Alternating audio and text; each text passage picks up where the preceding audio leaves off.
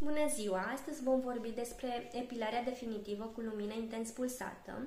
Este acel procedeu ce se aplică cu succes pe toate zonele de interes, unde pilozitatea ne dă bătăi de cap.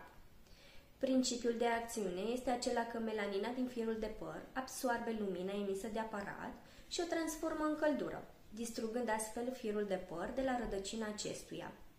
Zona ce urmează a fi tratată nu trebuie epilată cu ceară sau prin metode de smulgere cu cel puțin 2 săptămâni înaintea tratamentului.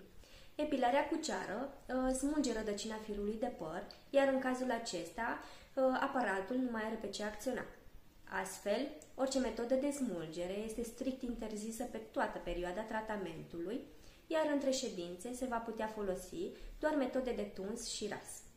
Ele, odată distruse, inactive, nu mai cresc, dar în zona tratată pot apărea alte fire de păr, cele care au fost în alte faze de creștere în momentul tratamentului.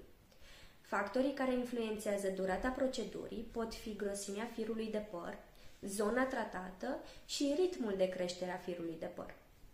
Pentru a beneficia și tu de această procedură, nu ezita să ne contactezi.